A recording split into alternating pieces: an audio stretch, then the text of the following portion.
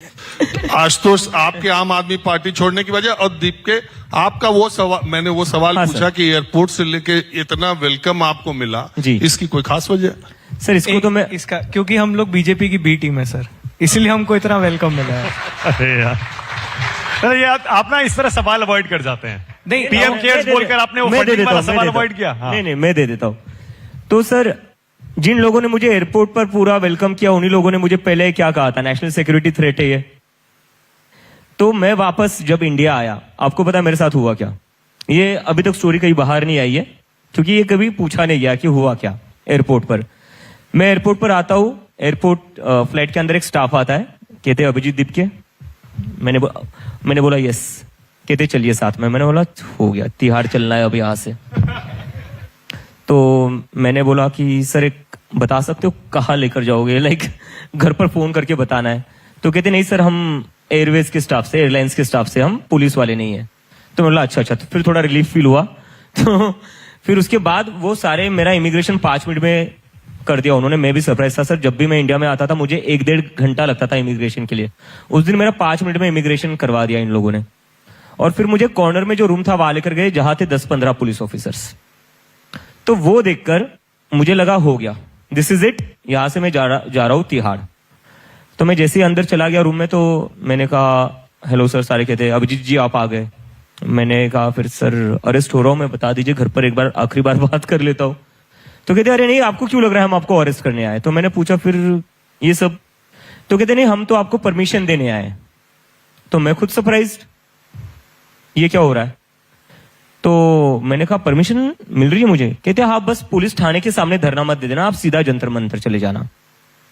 तो मैंने कहा ठीक है, ये तो बहुत अच्छी बात है। तो मैं भी बहुत खुश हो गया। और लेकिन मन में डाउट था, दिल्ली पुलिस कब से इतनी अच्छी हो गई? जो किसानों को पीट रही थी, जो जेएनयू में स्टूडेंट्स को पीट रही थी, वो कब से खुद चलकर आकर एयरपोर्ट पर वीआईपी ट्रीटमेंट दे रही है और कह रही है ये लीजिए हम आपको परमिशन दे रहे हैं। तो उन्होंने मेरे हाथ में एक लेटर दिया और कहा ये लेटर को आप साइन कर दीजिए और अब चले जाइए जंतर मंतर।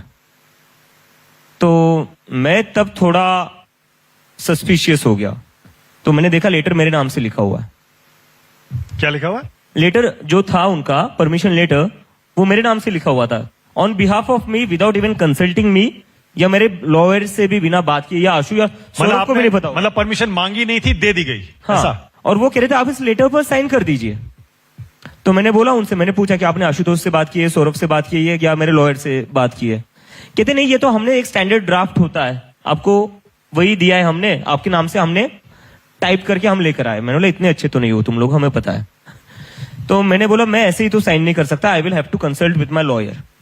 तो मैंने फिर जो वृंदा ग्रोवर मैम है उनको मैंने कॉल किया। मैंने बोला मैम ये लेटर है, ये मुझे भेजा गया है, ये लोग कह रहे हैं इस पर साइन कर दो, मैं क्या करूं? जैसे ही उन्होंने वो लेटर पढ़ा, उन्होंने बोला बिल्कुल साइन मत करना, दिस इज अ ट्रैप। ये इस लेटर को लेकर ये तुम्हें परमिशन करने को अलाउ करेंगे, फिर उसके बाद वहां पर जो भी होता है इसमें क्लियर क्लॉजेस ऐसे डाले जिसके अंदर ये तुम्हारे ऊपर यूएपी या एनएसए लगा सकते हैं। तो फिर मैंने बोला व्हाट शुड आई डू? तो उन्होंने कहा तुम एक अलग से हैंड रिटन लेटर लिखो और वहां पर मैं जो डिक्टेट कर रही हूं वही लिखो। So that's what I did sir, मैंने वही करा। फिर जो मुझे मैम ने बोला मैंने वही लिखकर पुलिस को दिया और मैंने बोला सर इस पर मुझे परमिशन दे दीजिए। कहते नहीं, इस पर तो नहीं दे सकते हम थोड़ा एक हमारा स्टैंडर्ड फॉर्मेट रहता है, उसके अकॉर्डिंग ही हम परमिशन दे सकते हैं।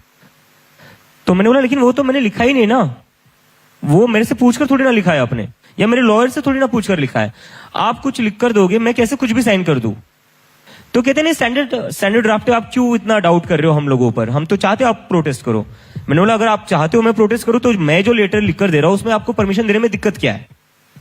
तो ये सब हुआ सर वहां पर। और फिर जब मैं पीछे हटा नहीं तो कहते रुको फिर हमें बात करनी पड़ेगी। तो साइड में जाकर कॉल्स कर रहे कि नहीं वो साइन करने को तैयार नहीं जो लेटर दे रहे, तो क्या करे?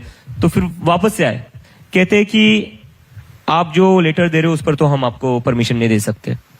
तो मैंने फिर मिला नहीं मिला परमिशन? नहीं, फिर मैंने बोला ठीक है अरेस्ट कर लो। फिर मैंने बोला अगर आपको ऐसे ही खेलना है then just put me in jail ना, ये क्यों मतलब नहीं, मैं ये पूछ रहा हूँ उसके बाद जो फिर प्रोटेस्ट नहीं, हुआ? उसके बाद मुझे परमिशन मिली उनकी और उसमें भी ये कर दिया कि मेरा फोन नंबर लिख कर दिया, जो लेटर मैंने दिया था साइन करके उस पर कहा कि आपका फोन नंबर लिखो, और वही फोन नंबर उन्होंने सोशल मीडिया पर डाल दिया दिल्ली पुलिस के हैंडल से। उसके बाद में मुझे कह रहे इमीडिएटली बाहर निकलो एयरपोर्ट से। मैंने बोला मुझे लग रहा था कि इमिग्रेशन के लिए 1-1.5 घंटा लगेगा, तो मैंने जो आशु है मैंने उसको बोला था कि 9-9:30 बजे मुझे पिक करने आना। अभी 8 बज रहे, मैं बाहर कहाँ जाऊंगा? मैं 1 साल बाद अपने देश में आ रहा हूं और ऐसी तो सिचुएशन। दिल्ली में कोई दोस्त नहीं था? नहीं, मैंने किसी को यार हर किसी को ये लग रहा था ये तो जेल जाने वाला है या इसको तो पकड़ने वाले। सो सारे लोग थोड़ा हेजिटेट कर रहे थे, ये रियलिटी है। तो मैंने बोला मैं ऐसे ही कैसे बाहर चले जाऊं? तो वहां पर फिर पुलिस वालों की और एयरलाइंस वालों की थोड़ी बहस हो गई।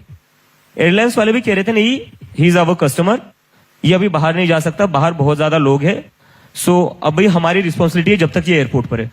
लेकिन पुलिस वाले कह रहे नहीं, आपको तुरंत बाहर निकलना पड़ेगा। मैंने कहा जब तक आशुतोष मुझे लेने नहीं आता मैं बाहर नहीं जाऊंगा। तो फिर मुझे पूछा कौन सी गाड़ी में बताओ, तो मैंने गाड़ी का नंबर बता दिया। तो कहते क्यों नहीं आ पा रहा? मतलब ट्रैफिक में फंसा है। तो कहते अभी हम ट्रैफिक क्लियर करवा देते।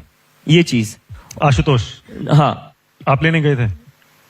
एग्जैक्टली। अच्छा, आप गए थे? हाँ, Yes. आशुतोष और मेरा कजन आया था।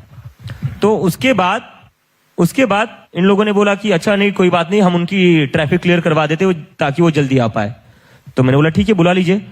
और बाद में मैं देखता क्या हूं ट्विटर खोलकर, अभिजीत दीपके ने मांगी वीआईपी ट्रीटमेंट।